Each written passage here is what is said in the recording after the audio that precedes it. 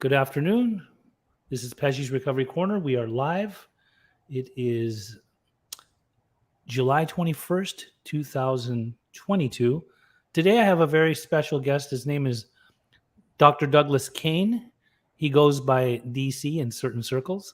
I know I've met him in the past through certain really good friends that are in the recovery world. Welcome to the corner, DC. Thank you, Pej. Thank you very much. Nice to have you here today. So, usually the way this podcast works is that we go into your past to see who you were, where you were born, where you were raised, what your upbringing was like, what you got into, and then, different things that you did to change your life and what you're doing now. So, who is Douglas Caine? Okay, I'll give you the quick rundown. Okay. What it was like, what happened, and what it's like now. Sure. Born in San Francisco in 1964. Mom was from 6 Mile, Detroit. Dad's from the Bronx. Let's see. Average born. Mom was a school teacher. Dad was doing whatever he was doing. Mm-hmm. It was the 60s and 70s in Northern California. So it was kind of funky and kind of smelly and kind of weird. People weren't shaving, men or women. Right. And it was like that. And it was cool. And they were not hippies. My parents were straight up, old school, middle of the road. Yes means yes, no means no. Yes sir, no sir. Mm-hmm. You got a few smacks when you need a few. That was it. Okay. I went to the same schools my sister went to. Little sister, she's a couple years younger. Same doctor, same food, same shop for clothes at Sears. Right. Very long, detailed story, very short. I found myself absolutely desperate to feel differently, and my sister didn't. There are reasons for that I go into with my psychotherapist and my sponsor, but life is life. It brings what it brings. For whatever reason, by the time I was a teenager, Right. smoking weed and gobbling shrooms and eating mescaline and taking acid, one thing led to another. I tried to go to school. I failed out. I became a musician. And then I found what I call my drug of preference. Which is? That is intravenous heroin and cocaine. Okay. And this is all This was all happening in San Francisco, correct? San Francisco and Santa Cruz. Santa Cruz. Okay. Yeah. And like so you were speedballing cocaine and heroin together or different days? Oh no. Well, you know what? I'll tell you what. Just like many of us, bro. Right. I heard a guy say this in a meeting, I don't know when, a million years ago. He said, my drug of choice was more. So if I had a bunch of cocaine, I was going to shoot a bunch of cocaine. If I had a bunch of heroin, I was going to shoot a bunch of heroin. If I had my queen and my king together, that was the best. That was my whatever drug drag. Right. As far as drug of choice, just by the way, between you and me, I don't use the phrase. I use drug of preference because if I had a choice, honestly, like grown up to grown up, if I had a choice, it would have been none. I was at the point, dude, for a lot of fucking years where I was against my will. Right. It wasn't like, oh, now I'm going to get away with it again and I'm going to shoot. Like, there was no fun. Right. So anyway, things got good and bad and good and bad. Married, divorced, playing music, touring, doing all that stuff. And then my instruments ended up in pawn shops and I ended up without a place to live, and I ended up in these jailhouses up and down the state, all through the 90s. That's what I was doing. Reached a point in 99 when they said, okay, well, you're going to go do 8.5 years, and you're going to do 85% because you've been messing up too much. Right. And I got a gift. I don't know if it's white privilege or luck or being blessed by a power greater than myself. I don't even try to explain it. It's in a courtroom and the judge says, Mr. Caine, we have the opportunity for you to go to this 2-year halfway house rehab program, or you can go take these 8 years. And I said, And my public defender standing there. I'm broke as a joke. I had nothing. Yeah. Defender is shaking because like he's never heard of a deal like this. And I said, just send me up and let me do the time. You know, I can't go. Every time you send me to rehab before, I get loaded and get laid and get out. Yeah. And the judge said, Judge Henry Wu, sent him a thank you note every year. Judge said, I'm going to send you back to county for a couple of weeks. Think about the statement you just made, and I'll see you here in 2 more weeks.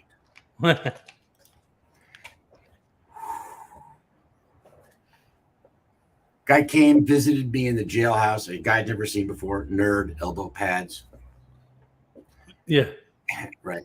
I think I'm something. I'm a fucking dope fiend, convict loser. I'm nothing, right? Right. What do you want?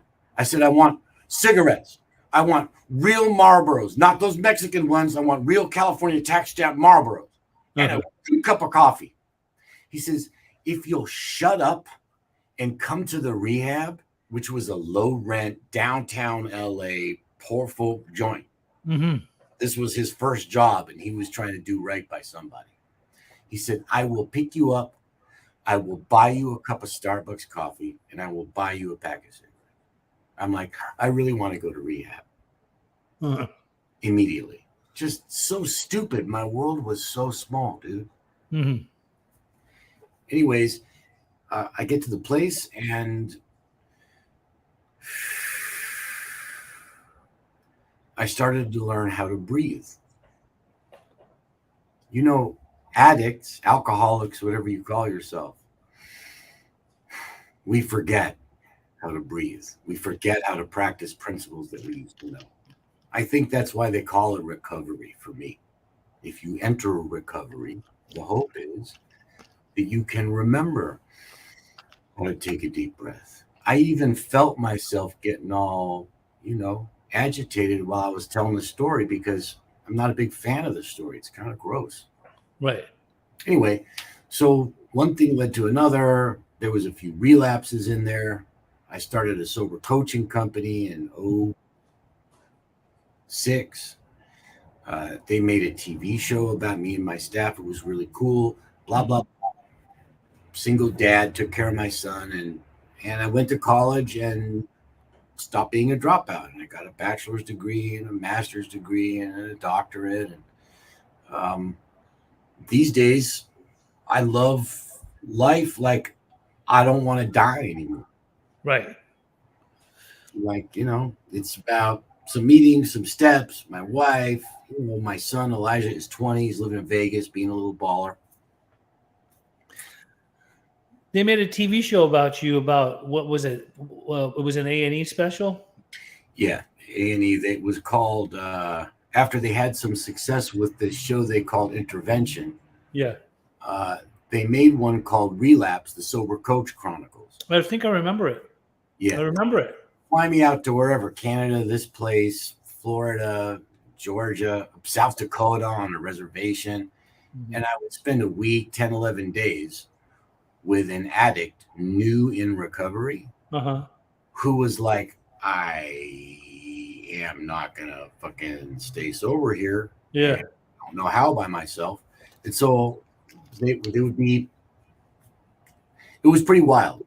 They all had mics on you like 24/7. And I'm not that guy. You know what I mean? Like, I'm a shrinker. I'm not an actor. So they have microphones on you. And you go to the bathroom, you're taking a leak or worse. It was called Relapse, the Sober Coach what? It was called the Sober Coach Chronicles. Chronicles. Yeah. This is like 10 years. What year are we in? This is 11 years ago. Right. Yeah. It was cool. It was really cool. It was really weird to see yourself on TV and then all these interviews and all the rest of that. It was cool. How'd they find you? How did they find me?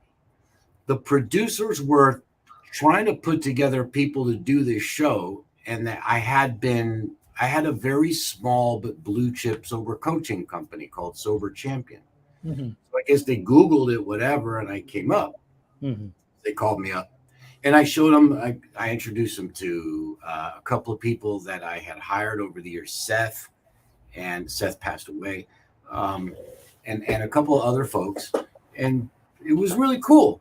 But the gift of the whole thing to me was that it positioned me to be able to generate enough income that I could take care of my son and go to school and learn how to be not a dropout anymore. So you did all this schooling and everything after the show was done. Oh yeah. Oh, and you went on to what is it that you studied? Clinical psychology. Okay. So you're talking to Dr. Douglas Caine. It means I learned how to write papers really well, and I studied. Right. And so, did you open your own practice, or were you? Yeah. And that was what, in the last how many years? 5 years. Finally, I sort of pieced it all together. I always had a little drug counseling practice, here and there, and I would be a clinical director for this program or clinical director for that program. But there's a bunch of degrees and certifications and that, right, that you can get, right? KDAC and all those. So they have one called LAADC. Which I know about the LAADC. Yep. So I got me a LAADC, and it's nice to have a bunch of letters after your name, but letters after your name don't mean you're going to keep your right size or be a good person or practice a principle. They just mean that I learned a ton. And that's really nice. It's really nice for my mommy, because now my mommy, who's 85, gets to go play bridge with the other retired school teachers and say to them, "Oh, I just got a call from my son, the doctor." You know what I mean? The biggest gift of this is that for Janice. Oh, they love that. Dude. Our mothers love to brag about us. Oh my God.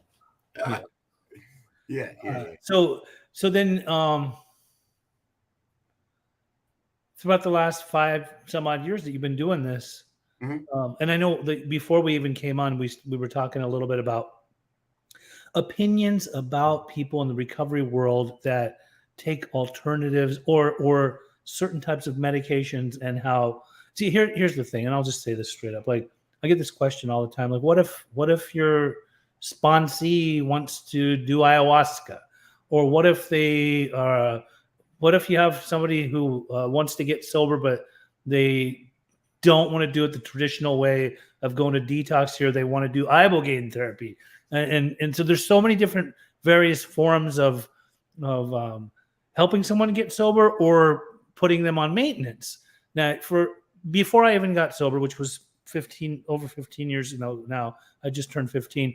I had a friend who was already on maintenance, sub-maintenance for 8 years, 6 or 7, 8 years, I think.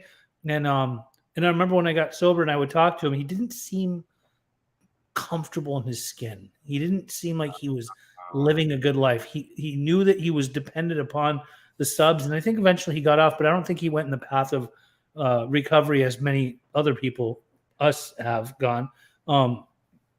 But that's about as much as I knew about subs. Then over the last 15 years of my sobriety, I've noticed that obviously Suboxone is being used much more for people than methadone, although methadone clinics are never going away, it seems.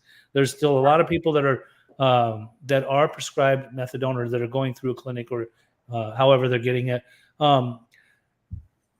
So I always had this idea about Suboxone maintenance as not being real recovery. This is what I thought, because I felt like it's still sort of an opiate. So do you want to speak on that real quick before we get into the ketamine? Yeah, you just opened up a Venus flytrap. I'm going to say what I'm going to think. I'm open to everything, and I want to keep an open mind to everything. I want you to know something, DC. I have been wanting to bring certain people from the harm reduction community on this podcast.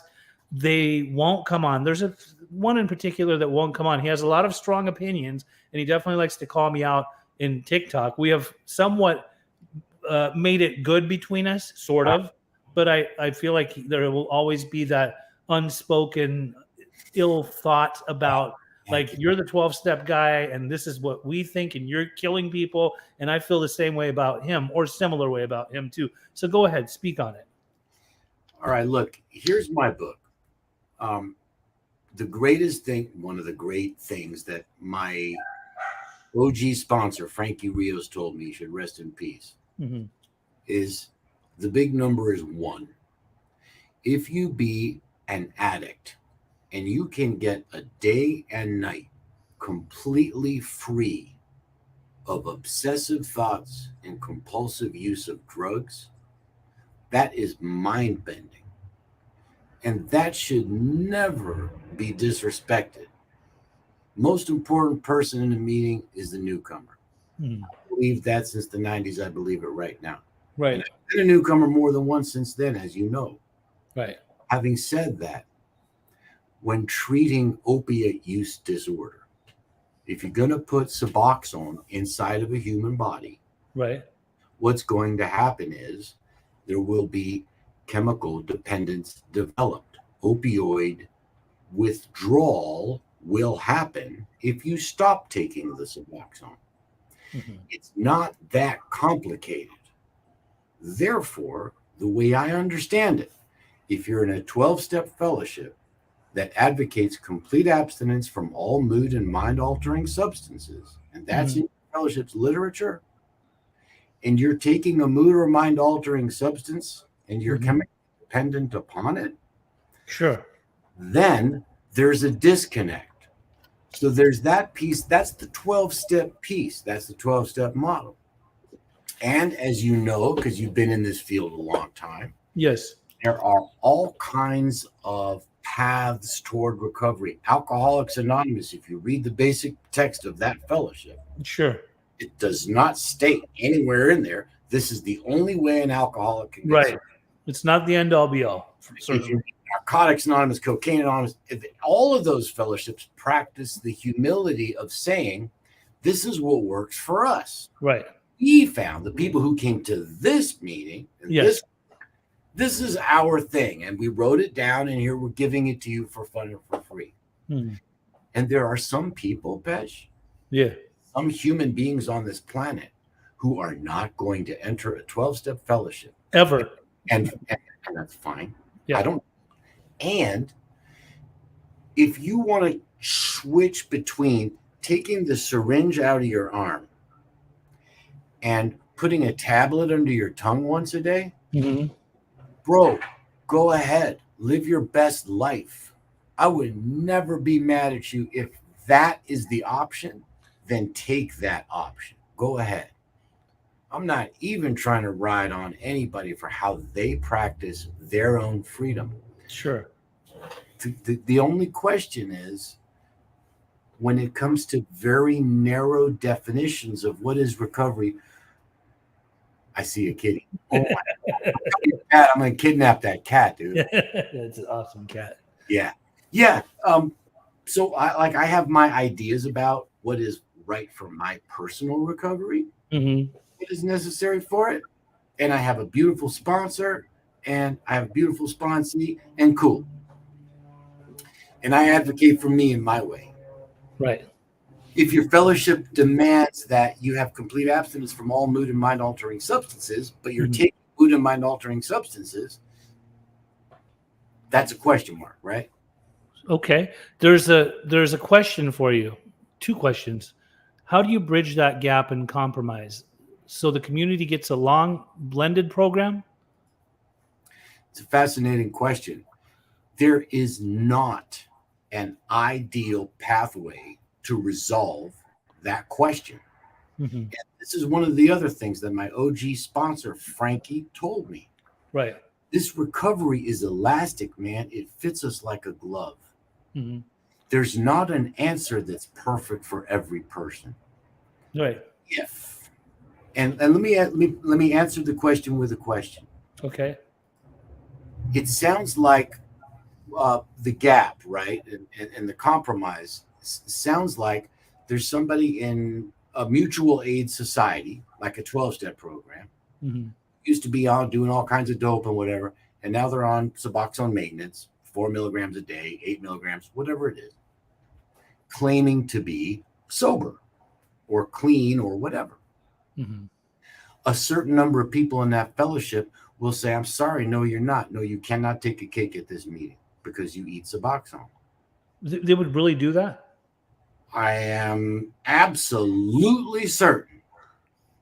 That's Yeah. nobody's business. Yeah, they're not allowed to do that. I mean, come on. Well, No one governs, right? so and there we go. What you just said was where I was getting to. Yeah. We don't govern each other. I'm not the boss of a man I sponsor. My sponsor is not the boss of me. Mm-hmm. If a person has successfully addressed the symptoms of addiction and can practice spiritual principles and is on medication-assisted therapy, maintenance therapy, should that person be shunted off to the side? In my heart, no. This thing is inclusive. Our diversity is our strength. We need to keep those people with us. Make sure they don't go out and get loaded. Right.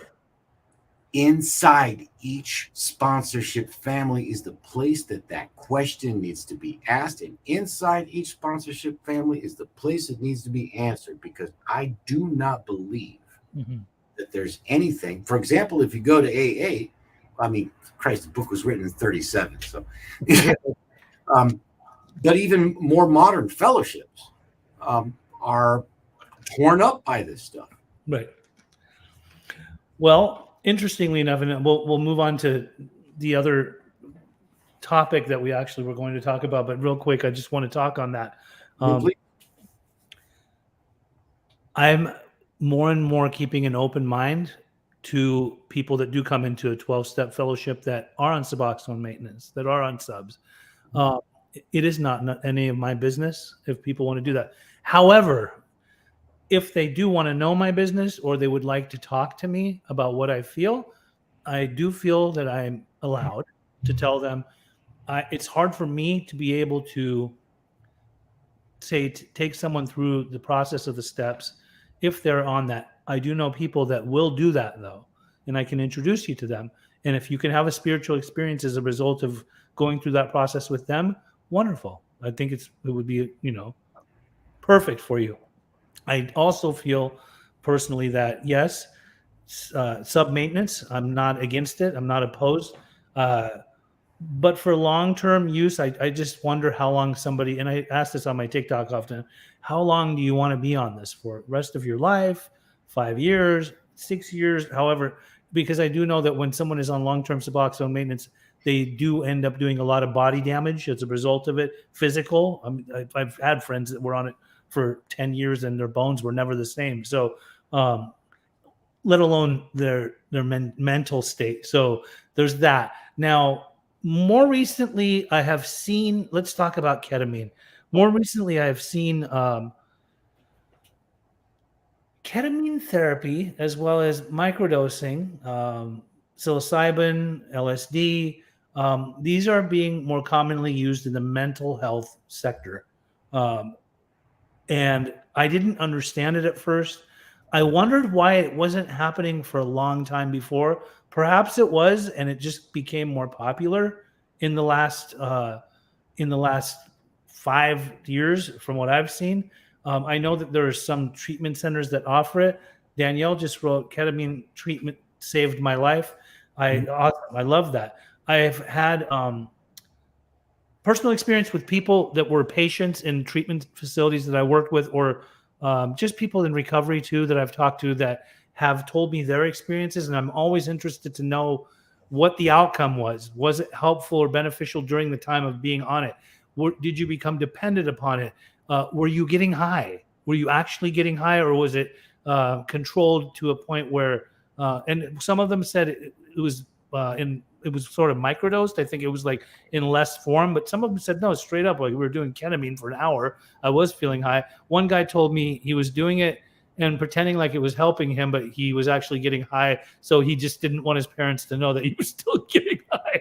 But there was another guy that said that he thought it was absolutely useless. But then I've heard a lot of people tell me, Danielle's one of them, that it's saved their life. So tell me about, like, what exactly does it look like? What is ketamine therapy? Why is it beneficial, and why is it being used and popularized more recently?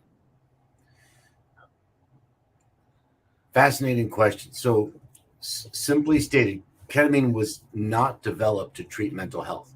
Ketamine was developed as an anesthetic, and it's still used that way. Okay. In fact, when my son was born, his mother was dosed with high doses of intravenous ketamine. Mm-hmm. They had to perform a cesarean section. She was in labor for almost 48 full hours. It was a nightmare.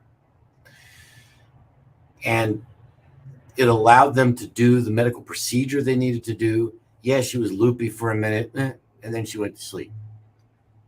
That's how it was designed originally. Over many years of experimentation, what has happened with that medicine is that two paths. First of all, one path off this way, there is a party drug called Special K. Yes, which I used. You did? You're a very bad person, and you should be. I'm shocked and insulted. I never really knew if I liked being in a K-hole. I thought I did during the time. Okay. And probably while you were in the K-hole, you didn't mind it. And after, maybe you didn't remember too much. I don't know. Right. Here's a story. That's typically a powder. Sometimes it's powder that's put into a pill form and you swallow it, whatever. Sure.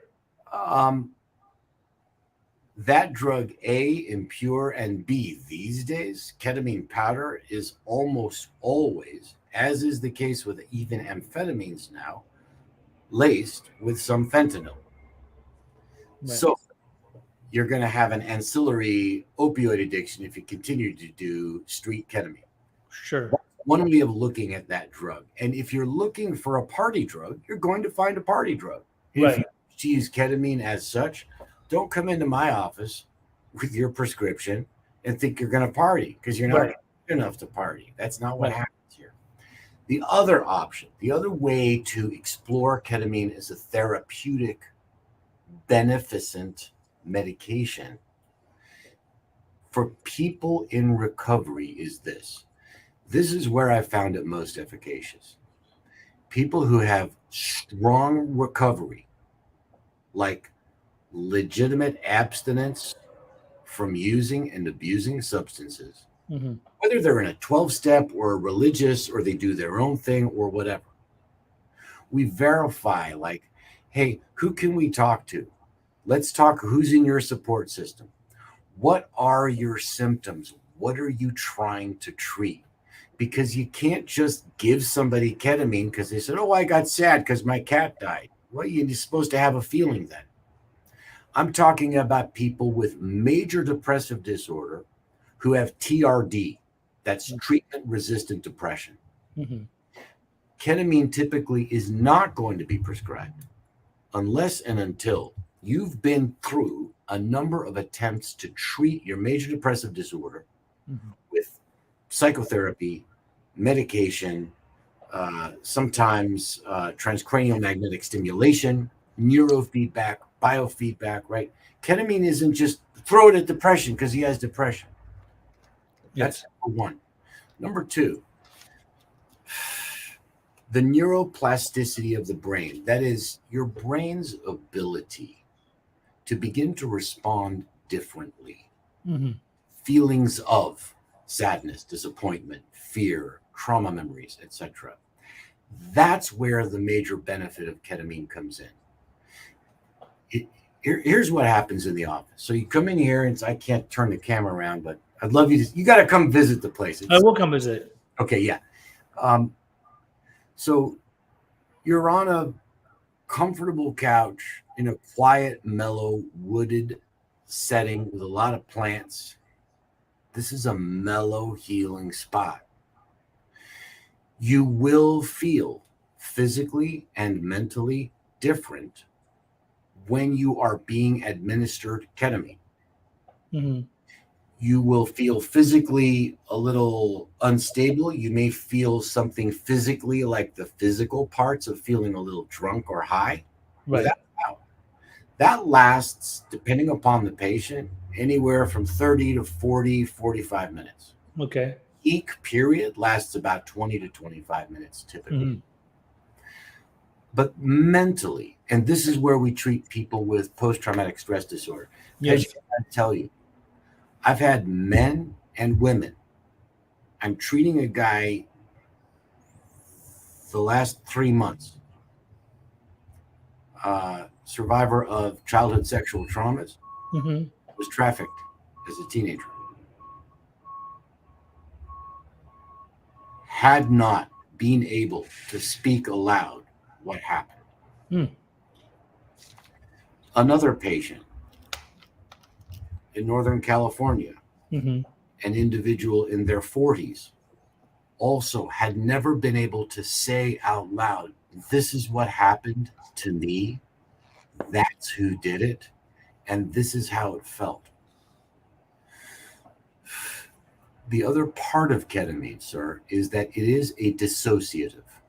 That means the sufferer, the person with trauma disorder, treatment-resistant depression, or treatment-resistant anxiety, can enter a state where that individual can find out for a moment how it feels to put their own words to their feelings, their own words to their experiences. And I'm speaking specifically about people in the addiction recovery community. If you are in, again, 12 steps or religious or spiritual or whatever you've done, and you've stopped taking the drugs, and you have had a psychic change, and you are a different person, and you are practicing principles, can feel loving kindness and companionship and compassion, but the darkness remains. The vicious memories of what happened to you whenever it happened. Sure. The steps are not supposed to be a cure-all for every mental condition. They tell you, and again, it doesn't matter what fellowship you're in. You read the book, it says there's a phrase, outside help, right? Right. I don't expect the 12 steps to fix me when I didn't pay my taxes. Right. If I get hit in a car, I'm not calling my sponsor, right? So for people in recovery who want to keep their sobriety dates or their clean dates intact, who feel like the pressure of this depression or these trauma responses or this anxiety response is so fierce that no matter what I have done and no matter what I have tried with principled behavior and honesty and open-mindedness and willingness, I still am suffering in this way, not from addiction. That's not the thing, not from alcoholism. And Pej, you know these people, and so have I. Yes. With 20 plus years clean, who have put a fucking gun to their heads. That's right. I have. Right. These disorders, such as trauma and depression, are lethal often. It's for those people Right. that focus that part of this treatment. Understandable. There's been people that I have seen in the recovery process, fully involved, sponsoring, making their meetings, doing everything, and suddenly out of nowhere, they take their life. And I'm just like, where the hell did that come from? Right. But it, usually my mind goes immediately to perhaps it was unresolved issues, something that they were holding on to. I mean, it just doesn't come out of nowhere. Yeah, it's funny. I'm sorry I used that word. It's sad. It's heartbreaking. We like Frankie said, right? The rooms are elastic. They fit each of us like a glove. One of the things that I pray, whatever the fellowship is or the religion is or whatever you choose,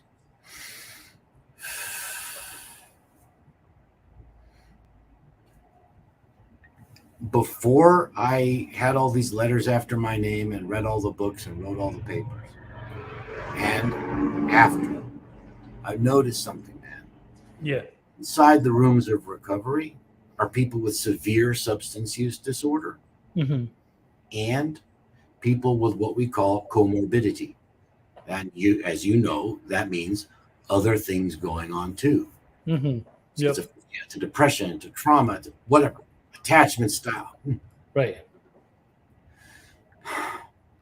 In each fellowship, the more open-minded the more senior members become to seeking outside help. And I'm not saying go take a pill. Mm-hmm.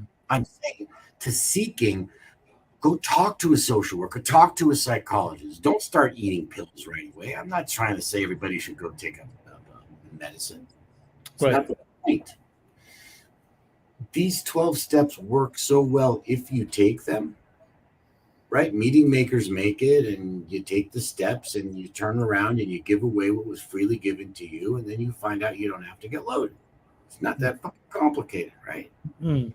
And with unaddressed other disorders, it can become impossible to do so, or it can become so painful to continue to do so and try to keep the lid on what's happening up here, Mm-hmm. that you do end up either relapsing, engaging self-harm with violence, or self-harm with debt, or self-harm with gambling, or whatever, self-harm with sex, right?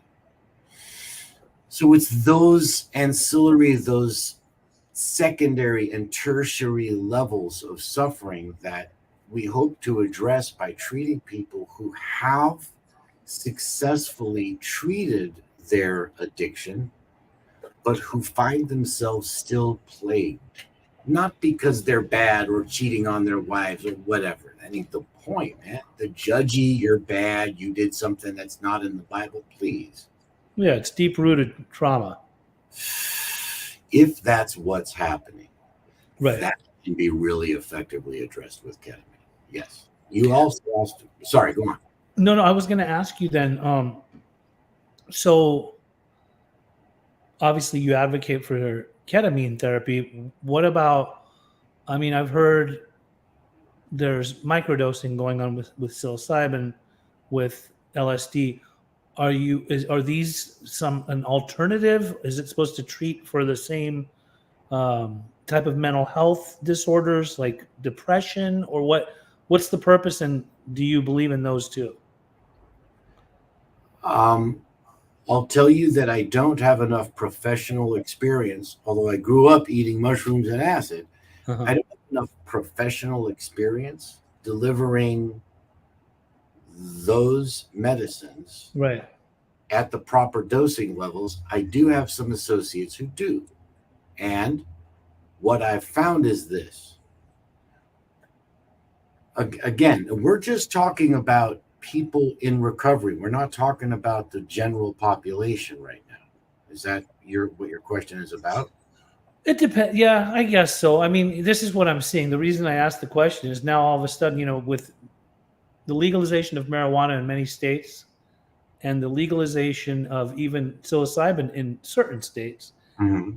I know that there's a market now for obviously concentrate marijuana carts, and now they're also selling psilocybin in various forms.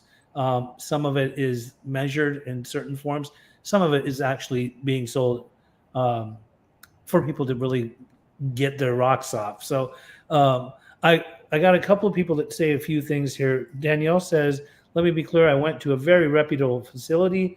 It was administered by a psychiatrist, monitored by a therapist, followed by processing. I love that. And then somebody else was asking, what about MDMA for PTSD in a clinical setting? What do you think? I mean, we know MDMA was, before it was even a scheduled class drug, I think it was being used by marriage and family therapists for couples that to help them bond better. At least that was what I had studied up on when I first started using ecstasy in the 80s and 90s. Yes, that's true. Back in the 70s, certainly in Marin County and some parts of LA and some parts of upstate New York, MDMA was certainly used therapeutically to help a patient again, in some cases with treatment-resistant depression and or trauma.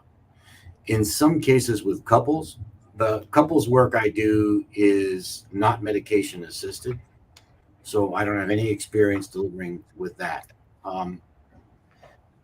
MDMA, again, can be transportive. If a person wants to take a handful of codeine, right, or a handful of Norco and chew them up and get high, a person can do that. If a person has a broken ankle, I watched my wife on the couch. She had a horrific broken ankle, multiple surgeries, and she's a recovering person. And she had no choice but to take narcotic medication to manage the pain. And she took it responsibly as directed, and then she stopped taking it. Mm. So with MDMA, when it's administered and carefully, this is about set and setting. The set is the patient's intention. What, in fact, are you hoping to achieve by doing this? The setting is the environment created by the psychologist or the therapist to facilitate achieving that. So when set and setting are carefully considered with ethical boundaries, then yes, MDMA can be helpful in treating PTSD. And depending upon the drug history of the recovering person who's taking it, MDMA may be the wrong medication. Oh. Because if it's amphetamine analog, if you have a history of amphetamine use disorder, you may want to try just about anything on the planet instead of MDMA first. I would certainly advise against it if you have an amphetamine or cocaine history. I would advise toward ketamine in terms of alternatives rather than MDMA. Okay, I like that. I respect that. Now, there's something else that just came to mind. I think you had read it on something that I had posted. It was one of my reels. It was in relation to Adderall. So before I was working as an interventionist, before I was doing the things that I do, I was a counselor in rehab. I was running groups, you know. Me too. Welcome to the club. I love it. I know you were, and I'll bet you ran some hella good groups just from seeing who you are and how you are. Now, there was a time one time in one of the groups where I asked just randomly, you know, there was probably like 12 people in the group, mostly male dominated that day. But I said, how many of you guys were prescribed Adderall when you were younger? And 7 hands went up. And I said, what's your drug of choice now? Methamphetamine. Some of them were heroin. Some of them were both. Some of them were anything you give me. But so I thought to myself, yes, you had mentioned in my post that when it's administered, you know, when it's actually prescribed and administered correctly, it can be effective as far as Adderall. And Adderall, from my understanding, for people that are younger, much younger, is if they're hyper, it can calm them down or make them more focused. Is that correct? And bring them to a calmer state. And for adults, when adults are using it, it can make them be more focused in everyday life, to be able to get things done, to be able to pay attention better because of attention deficit disorder, obviously, correct? Right. So if you're talking about attention deficit and hyperactivity disorder, yes, it's really, truly, properly scaled and diagnosed. And other methods have proved insufficient, such as somatic interventions, breath work, exercise, meditation. There's all kinds of behavioral stuff that we can do to help treat ADHD before throwing the pills at it. Pills are quick and easy, and they work. Right. What should happen, I got to say this, Pej. Yeah. Really should happen, and unfortunately, the way our culture is structured and the way the dollars are structured, what parents are encouraged to do, in fact, required to do, is give the kid a pill, shut him up so he doesn't flunk out of school. That's the attitude.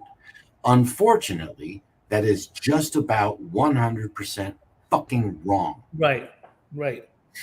If you have no choice but to medicate a child with an amphetamine or an amphetamine analog, then what must happen at the same time is a series of behavioral interventions, alternative learning sessions, so that the patient can begin to learn how to learn how to simply be, with less and less of that medicine. And unfortunately, I'm sure you know this because you treat people with amphetamine use disorder. Sure. And I know that by and large, their parents give them a pill in the morning, long acting, and a short pill at 4 p.m. for the homework period, and then go to bed. Right. Really, dude? Really?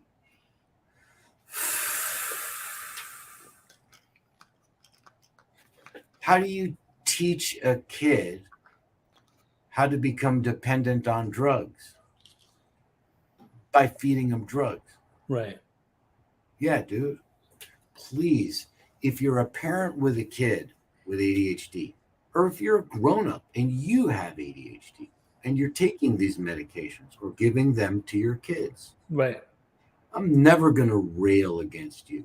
I'm going to rail for you, and I'm going to advocate that a little bit of research can go a long way.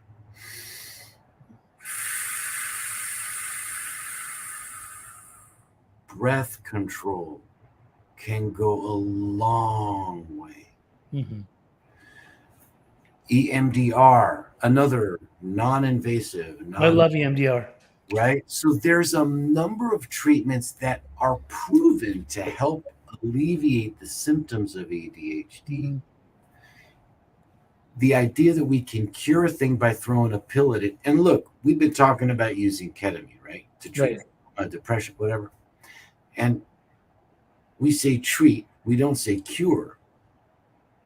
Treat it means make it manageable enough so that make the symptoms of depression or anxiety or trauma manageable enough so that the person suffering can then begin to learn how to internalize practicing behavioral shifts, changes that person can adopt daily in their lives so that they don't have to keep taking it. Ketamine is not a long-term med. People who take ketamine for long periods of time at high doses, you see freakishly high incidence of bladder cancer. I mean, there's some negatives to this medicine if you're gobbling it all the time. This is designed to level the playing field so that you can run at the same speed your friends are running at. Yeah. So when it comes to ketamine treatment in your practice, how is it administered? Over the years, I've found the most efficacious is sublingual troche. I'll have psychiatrists will prescribe whatever the milligrams is, depending on the person's experiences, needs, height, weight, etc. This is a slow dissolving tablet that goes under the tongue. Takes somewhere between 6 and 9 minutes for that thing to completely dissolve. Okay. At which point the person starts to feel the sort of physical sensations that we discussed earlier. A little bit of relaxation. A lot of times you see the heartbeat actually increases. There's a bunch of reasons to not use ketamine. For example, if you have hypertension, right? If you have an irregular heartbeat. I mean, we look for a lot of reasons to not give this medicine seriously. Yeah, the slow dissolve tablet seems to help most people the most. The bioavailability is somewhere between 16 and 29%, which is sufficient. There's an esketamine, which is delivered with a nasal spray. I've been watching clinic go in and out of using that. The patients I've been treating for the past few years all seem to prefer the sublingual. It's a regular dose. And this is not something that you walk into Walgreens and say, I need some ketamine, bro. It has to be made by a compounding pharmacy. Mm-hmm. And that not every pharmacy does compounding. In fact, most of them don't. So, this is something that requires some work on the part of the psychiatrist, some work on the part of the pharmacist, and some work on the part of the patient, him or herself. Some intention. Sorry, I guess that's a long answer to. I like that answer. I like it a lot. Danielle says, by the third session, I was no longer suicidal and my plan vanished. Right. There's the hope right there. Third session. And right. Isaac says, I wonder if this is prescribed when all other pharmaceutical options have been exhausted. Yeah, it's a good question, Isaac. Thank you for asking. All other pharmaceutical options is a really heavy phrase because there are many pharmaceutical options that are extremely heavy and that we really don't want to get into. Yeah. Typically, in order to begin treatment with ketamine, you'll want to have no or low efficacy from a minimum of 3 to 4 different antidepressants. And again, ketamine isn't the number one go-to, right? It's not the first thing. I'm going to advocate transcranial magnetic stimulation first. And in most cases, TMS, correct? TMS it's being used a lot more. I've noticed in the last 3 or 4 years. I actually have some clients that I work with that are doing TMS treatment. Yeah, TMS is great. One of the clinic, my favorite clinic in LA that I actually do some work with, practices TMS, and they use it to treat on the left side major depressive disorder, on the right side and in the center anxiety disorder and OCD. And this is not like what you might have seen in the movies. I mean, Pej, you know this, but maybe you might not. This is not like with the Jack Nicholson movie, right? This is not that, right?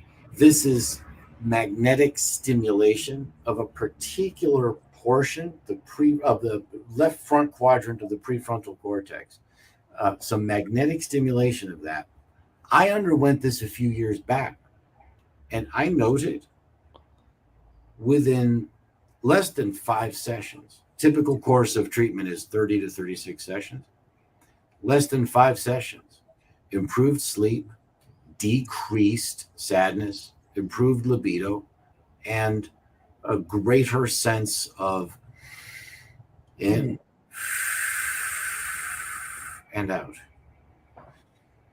Yes, several members of my family and close friends also have been through it. Excellent. Okay. This has been an excellent podcast. Today I opened my mind through listening to you in this. I've had various guests that have come on and spoken about certain things that I had certain ideas about, but this is convincing. It's much more convincing that this is an effective form of therapy, ketamine therapy. Pej's mind is open to this now much more than ever. How can people find you? You are based out of Los Angeles, correct? Yes, my office is at the Van Nuys Airport, and if you just Google me, you can find me, I'm sure.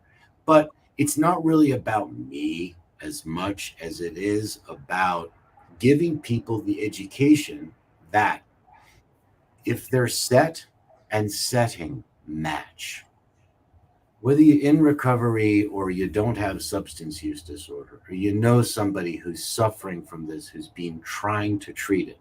Mm-hmm. Yes, sure, look me up, but do your due diligence. Find out who's out there practicing. Right. Seriously. Love it. And I'm expensive and I'm very private, so nobody can afford me. But there, Well, you're one in a few that are doing this. I think you said out of a certain amount of people that are actually able to legally do this. Correct? Am I right by saying that? well, anybody can certainly. I think you're talking about a certification program. Yes, I was Certification. certified by Skylight Pharmaceuticals in New York, and so I have that little letter after my name. Okay. Yeah, look, honestly, Pej, if you get some calls from somebody who's interested in finding out how to do this, Uh-huh. we'll chat. Just get Okay. out, and I'm happy to refer them to a clinic who can provide all of these. I don't do TMS in this office, Right. Neurofeedback and biofeedback, and I advocate all of that stuff, right? Mm. So I'm happy to send them to a clinic. There's a great place down in LA called TMS Brain Health. They're in West Okay. LA, right? Yeah, I want to learn about them too. All right, great. Yeah. Well, thank you for coming to the corner. Thank you for being on the podcast today. You're a good man. Thank you, Pej. Great to hear from you. And Thank you thanks for to having all who engaged today. Talk to you again soon. I'll be in touch with you. Bye-bye. Thanks. Bye.